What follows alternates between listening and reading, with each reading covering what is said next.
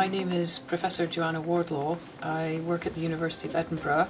I'm a clinical academic doctor. I focus on clinical research, and I'm particularly interested in ways in which the blood vessels interact with the brain and blood vessel diseases, how they affect the brain. In particular, something called small vessel disease.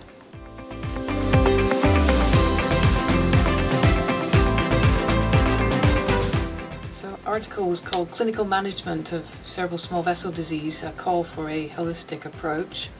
And it's a review about the ways in which something called cerebral small vessel disease can affect people, and then in turn how that disease can present to different medical services. And one of the points that we wish to highlight in this article was that this condition can cause a number of different symptoms. It might cause a stroke, it might cause problems with memory and thinking, it might cause problems with balance and mobility, it might cause problems with mood, and it might cause problems with things like energy and interest, and people might become apathetic. So because of that, patients can end up going to many different medical services, and each of those medical services may or may not recognize the disease properly. And so we wanted to highlight why, if somebody comes to your stroke clinic with small vessel disease, why you should think about this bigger picture and get a more holistic approach of everything that was wrong with that person, and therefore how you could help.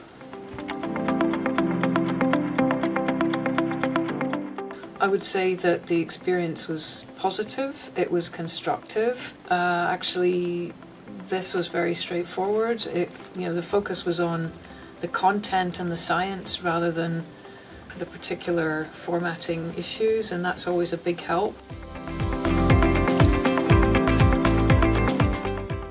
Part of that review process was, that it did highlight several things which maybe we hadn't quite explained properly, or where, for example, adding an example would help with the understanding, or slightly modifying a figure. I would say that the figures in this paper were very, very helpful, and they really helped to sort of summarize the points that we were trying to make and get them across.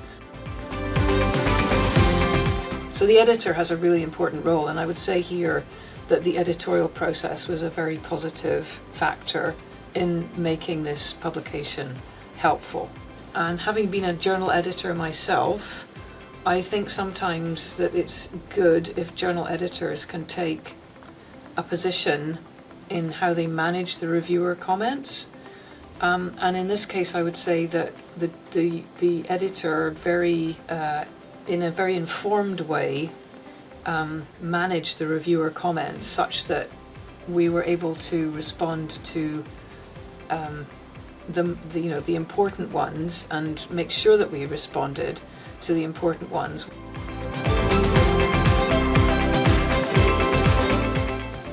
Oh yeah, absolutely. I think there's very wide reach.